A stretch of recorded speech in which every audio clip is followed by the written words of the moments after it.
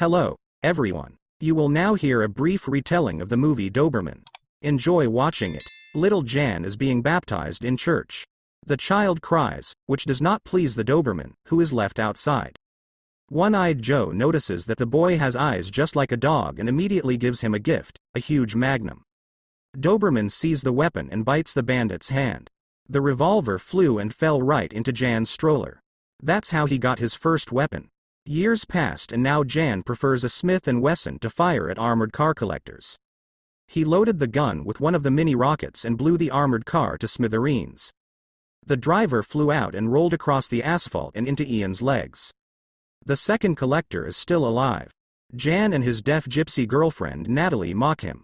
The poor guy pissed his pants because he knew he would not be left alive. The other gang members, Abbott, Pitbull and Comer, are having fun on the tennis court. A policeman is watching them from the bushes. Comer realizes that if he can't kick the ball, he can just be shot with his huge Colt, Anaconda. At the police station, screams can be heard. Some of the detainees are being tortured. The Pitbull is a specialist in attacking jewelry stores with an axe. Here comes Commissioner Christini and his assistant with broken fists. They had just finished torturing the 15-year-old dealer. Christine thinks he would have been done with the gang a long time ago. Except he's not the one leading them. Trinity waits for further instructions. Abbott is repainting the ceiling. The previous owner of the house finished himself and his family off. And looking at brains scattered everywhere is not particularly pleasant. In the meantime, Doberman meets 3 other members of the gang at the junkyard. One is Beardface Leo, the other is Manu, Natalie's brother, which doesn't stop him from constantly hitting on the girl, as well as the transvestite Sonia. Doberman is planning a big case. He needs 30 false assaults all over the city and lots of people who can provide it. Someone drove up to the house. The thugs became agitated, but one Abbott came out to meet the uninvited guests with a weapon against the unbelievers. It turned out that it was Jan and Natalie who had arrived. The mosquito was nervous. He and the gypsy sent each other sign language. He can't wait to rob something, and Baggio explains that banks are much better protected today than before. And, if anything, it would be hard for them to compete with the special forces. So to make sure the SWAT team isn't a problem, Sonia gives them a machine gun with an underbarrel grenade launcher. Grenade launcher. Christmas.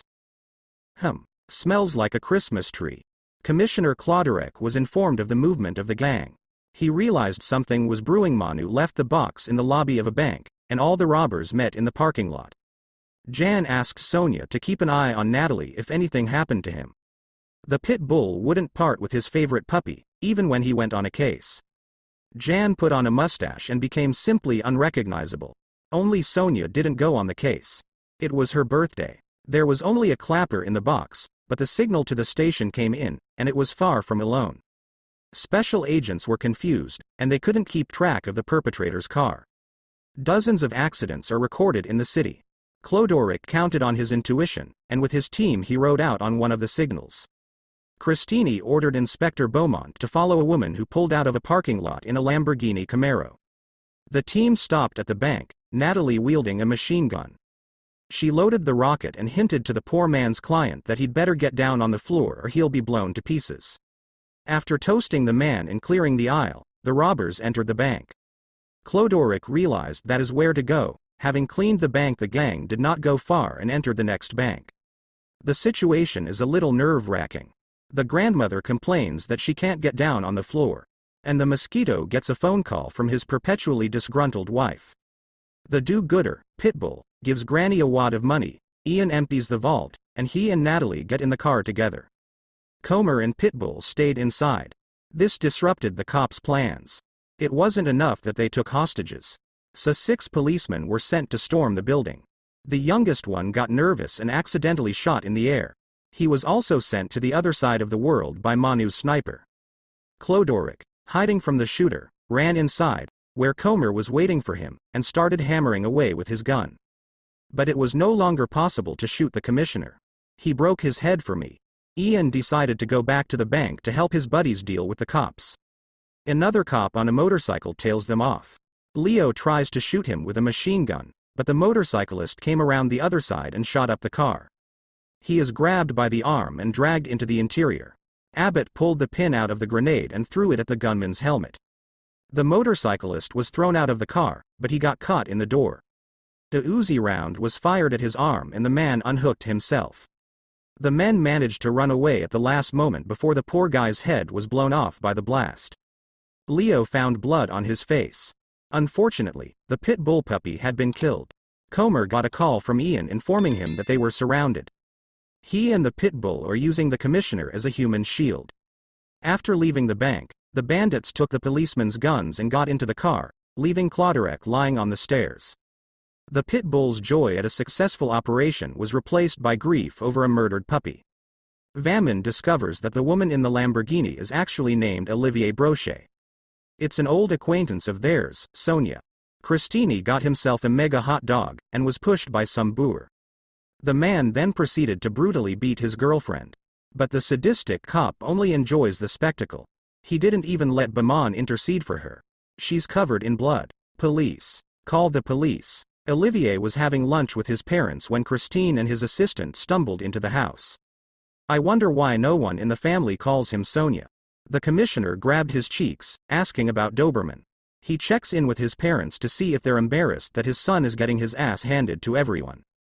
The father hopes the cops got it wrong, but Olivier decides to lay his cards on the table. He's been out of law school for a long time. You wanted me to be a lawyer. So I'm already on my knees. He asks his mother to stop buying medicine. He only farts because he gets his butt torn up every day.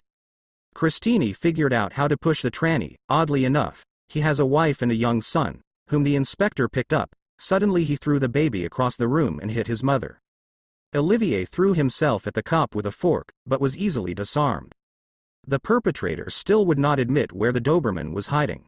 And then Christine learned that it was Olivier's birthday. Great, he has a gift for the whole family. A grenade, which he gave to the baby right in his hands. Stop it, Olivier groaned. At the junkyard, Manu recalls how cool it was to shoot a cop in the head, and Pitbull buried the doggy and asked Abato to say a prayer over the grave. Comer was going to hang out at the club tonight with Sonia. A suspicious Ian insists that he call his partner in crime beforehand. Christini continues to have fun. He's tied up the whole family. And babysat the baby, just as Comer called. Eventually Olivier tells him where the whole gang will gather tonight. Christini says that Sonia will go to the club tonight, too, and be the fiesta queen there. The criminals are having fun in a nightclub run by Joe, who gave Jan his first gun. A bat reads the Bible as usual. A depressed pitbull is stoned on substances or watching a wildlife show. The cops nearby are sitting in an ambush waiting for the Doberman to show up. When she and Natalie entered the club, Sonia immediately alerted the cops with a transmitter. They brought the infant with them. Christini didn't let Cloderick call for backup. Tonight was their chance to distinguish themselves. They wouldn't storm the club, they'd grab the thugs one by one on the way out. Pitbull hovered as a drag queen and began to glitch like he had his wig-wearing puppy sitting in front of him.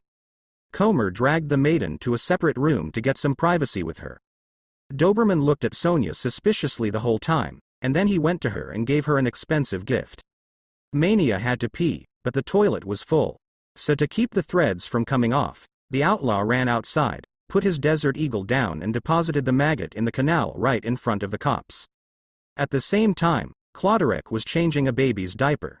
Someone kicked him in the head and took the baby away. Christine, without thinking long, shot the fleeing man in the back. The woman cried out. It turned out to be the baby's mother, and she died lying on the pavement. Manu ran up to the noise. The ambush was solved. Christine shot him a sausage and ordered him to start storming the nightclub. Manu ran into the joint, followed by a SWAT team with shields. A firefight ensued. The cops killed a bunch of people. Natalie was shot in the leg. The DJ stood at the console until the cops shot him, too. Doberman was blocked behind the bar. He remembered his mini rockets. At the same time, one of the slain SWAT team members had it. Natalie found a light grenade launcher. They fired simultaneously, tearing apart the lobby of the club. 2 bodies flew straight into the canal. Ian managed to crawl away. Natalie, on the other hand, was taken at gunpoint by the SWAT team, but she threw a knife at him and turned the speakers all the way up. The man's head didn't explode from the excessive decibels. But when the appliances went off for Natalie, Christine came in person. Also lying behind the couch was a lost pit bull, who came to his senses and broke Cloderic's face. Naked Comer was also tied up. Vaman decided to taunt her, but his head was cracked open by Abbott, who had been behind the mirror the whole time, peeking at his partner's antics. The escape route was blocked, and Comer pretended to take the priest hostage. Once outside, they shot the cops. One-Eyed Joe led the Doberman to a bunker the cops would never find. Christine walked up to Sonia, sucked her on the lips and took the transmitter in front of everyone. So no one would have any doubts about who ratted them out. When he finishes you, I'll draw a swastika on your grave. Comer also pointed out that for some reason everyone was arrested except Olivier. He asked me to tell Jan that he only did it because of the baby. Manu bleeds and recalls the first time he and Jan went on a case. After finishing his story, he passes out. From the bunker you can see everything that goes on in the club. Right now Christine has started to stab Pitbull. The commissioner didn't last long. He turns around and just shoots the big guy. He overlaps the perpetrator, who is writhing in agony in pain. Next in line is Natalie. While Doberman and Joe looked at the screen, Manu shot himself. Christine dragged Natalie down the hallway. Doberman unleashed and came out of hiding. The commissioner drags Natalie across the asphalt. Ian follows under the ground, hearing her screams. He climbs out of Luke and sees the policeman hammering the girl with his fists, throwing her into the car. The scumbag threatens to do whatever he can think of to her. Doberman pursues them in a stolen ambulance. The cop stops to shoot him, but Ian climbs into the car from the other side and dangles Christine over the road. After punching him in the face a few times, he started wiping the commissioner's skull against the pavement at full speed. Christine squealed like a maniac until his head met the garbage can. The remnants of the gang buried Sonia and hung her wig on the cross. They forgave Olivier, after all, and would not kill him for his betrayal. Frankly, a questionable ceremony. What Sonia do you want, the real one? The criminals are going somewhere in a convertible. And the sniper sitting in the police helicopter already has his sights on them.